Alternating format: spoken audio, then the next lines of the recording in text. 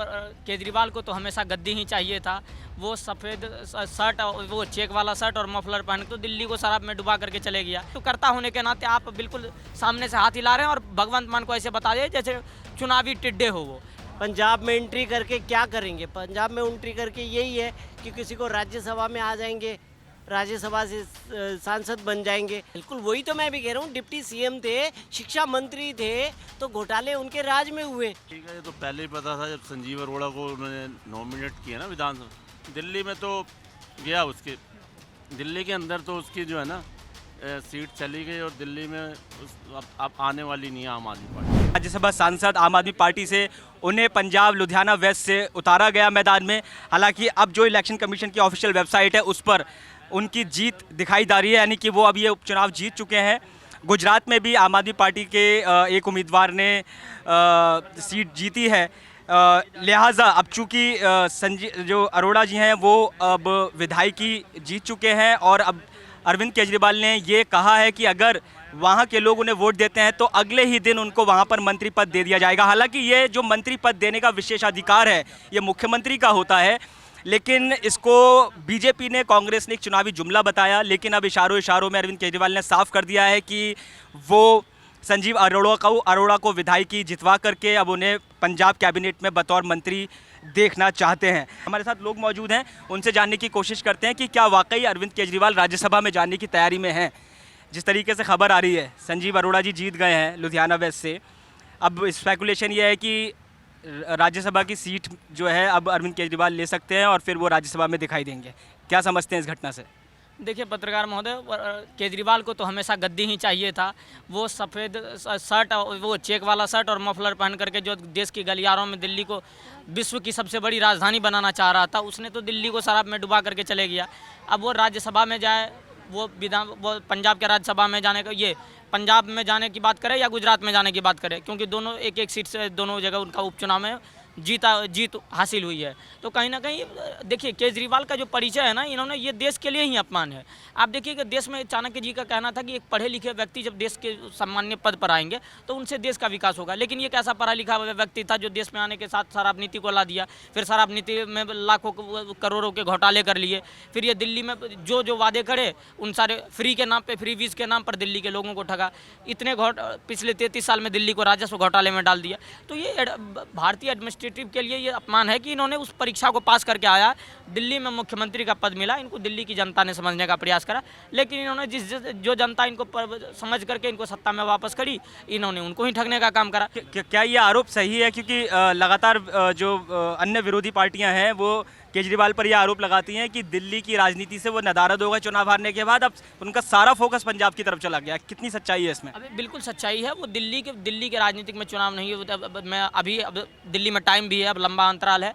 दूसरी बात वो कह रहा है कि अब पंजाब में अभी उन्होंने भी चुनाव में ये हिस्सा लिया, और वो बिहार में कह रहा है कि हम बिहार में भी चुनाव लड़ेंगे और पूरी सीट पर चुनाव लड़ेंगे। तो कहीं ना कहीं ये हर प्रदेश में चुनाव लड़ने का प्रयास कर रहा है। लेकिन हर प्रदेश की जनता, दिल्ली की जनता, देखो कैपिटल में सबसे ज़्यादा एजुकेटेड लोग रहते हैं। अगर देश की कैपिटल की जनता ने आपको लात मार के भगा दिया तो आपको क्यों गलतफहमी हो गई है? चुनावी चर्चा ये हो रही है हाल फिलहाल में कि आम आदमी पार्टी, अब आम बोलचाल की भाषा में ये कहा भी जाता है कि राज्यसभा ना चुनाव का एक पिछला दरवाज़ा है राजनीति में आने का। चूँकि संजीव अरोड़ा, उनको राज्यसभा की सीट, चूँकि एक समय में संवैधानिक पद पर 2 पद नहीं संभाल सकते आप, ये संवैधानिक नियम है। संजीव अरोड़ा सांसद थे राज्यसभा के आम आदमी पार्टी से। अब चूँकि विधायकी जीत गए लुधियाना वेस्ट से पंजाब में, तो अब कांग्रेस और बीजेपी ये आरोप लगा ही रही थी कि वो खुद राज्यसभा में जाना चाहते हैं। अब चूँकि इस बात की तो तफ्तीश करी दी, चुनाव जीत भी गए हैं और कह भी दिया है कि अगर चुनाव जीतते हैं तो हम मंत्री बनाएंगे कैबिनेट में। हालांकि ये विशेषाधिकार मुख्यमंत्री भगवंत मान का था। तो क्या ये वाकई में राजनीति का पिछले दरवाजे से एंट्री लेने की बात है? क्या पंजाब पे फोकस है आम आदमी पार्टी का? क्योंकि दिल्ली में यह आरोप लग रहा है कि अब उनकी जो मौजूदगी है काफ़ी कम हुई है चुनाव हारने के बाद। बिल्कुल बिल्कुल आप सही कह रहे हैं। और ये जो है दिल्ली से उन्होंने अपने हाथ खड़े कर लिए, दिल्ली से तो रवाना हो गए, दिल्ली की टिकट उन्हें मिल गई। अब दिल्ली से तो रवाना की टिकट बन गई है उनकी। तो कुल मिला करके अब जो है ना वो पंजाब में एंट्री मार दी उन्होंने। पंजाब में एंट्री करके क्या करेंगे? पंजाब में एंट्री करके यही है कि किसी को राज्यसभा में आ जाएंगे, राज्यसभा से सांसद बन जाएंगे। तो ये एक बैकडोर एंट्री तो बनती है। वैसे उनके क्या होते हैं, वैसे देनी होती है तो उन्होंने लाखों करोड़ों रुपए फेंकते वहाँ, तब एंट्री आती। अब वो सर्वा सर्वे हैं आप आम आदमी पार्टी के, तो अपने आप ही एंट्री मार देंगे। तो कुल मिलाकर के केजरीवाल जी की जो वो थी ना गणित, वो सब फेल हो चुकी है। चुनावी अरविंद केजरीवाल की चाहत है राजनीति के पिछले दरवाजे से राजनीति में आने की, कैसे समझ पाते हैं इन बातों को? ठीक है, ये तो पहले ही पता था जब संजीव अरोड़ा को उन्होंने नॉमिनेट किया ना विधानसभा, तो ये लगता है वो बैकडोर से आना चाहता है। क्योंकि देखो अरविंद केजरीवाल के खर्चे इतने बढ़ गए हैं, उसके अब सीबीआई, एंटी करप्शन, ईडी के बहुत केसेस चल रहे हैं। पहले तो देखो जी बात सुनो, वो उसको पैसा जो है ना, दिल्ली में जब वो चीफ मिनिस्टर था या उन्होंने एक चीफ मिनिस्टर आगे बना दिया तीशी को, तो उसका वो उसको पैसा मिल रहा था, मतलब पार्टी से फंडिंग मिल रही थी, बड़े बड़े केस चल रहे हैं। और मन्नू सिंह भी जैसे जो है उसने शराब नीति में पैरवी की। हाँ जी, शराब नीति में पैरवी भी की उन्होंने। नीति में और पता नहीं किस में, मतलब तो उससे है ना, अब उसको है ना, अब फिर बंगला भी सब छिन गया, कुछ रहने के लिए है नहीं। वो पहले कहता मेरे पास रहने के लिए कुछ भी नहीं है, ठिकाना नहीं है, अब हार गया तो और बंद।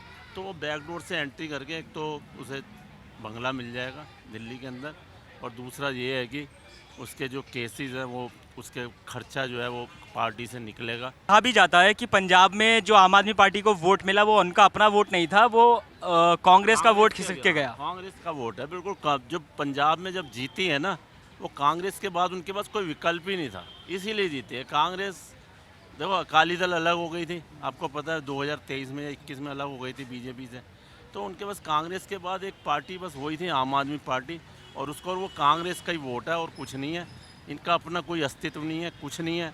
कोई एक अगर उनको विकल्प मिल जाएगा, और अगर इन दोनों का गठबंधन हो गया अकाली का और उसका, तो फिर तो समझ लो ये मतलब बहुत टफ कंपटीशन हो जाएगा, इनके लिए सरवाइव करना बहुत मुश्किल हो जाएगा आम आदमी पार्टी। पंजाब में जिस तरीके से एक सियासी सरगर्मी देखने को मिली कि संजीव अरोड़ा के नाम पर कांग्रेस और बीजेपी ने आरोप लगाया कि अरविंद केजरीवाल अब आप सपने देख रहे हैं, येन केन प्रकारेण साम दाम दंड भेद, किसी भी नीति के ज़रिए वो राजनीति, जो आमतौर पे जनरल भाषा है कि राजनीति का पिछला दरवाज़ा जिसको कह दिया जाता है, अरविंद केजरीवाल कोशिश कर रहे हैं कि उसी दरवाजे से वो राजनीति में वापस आ जाएं।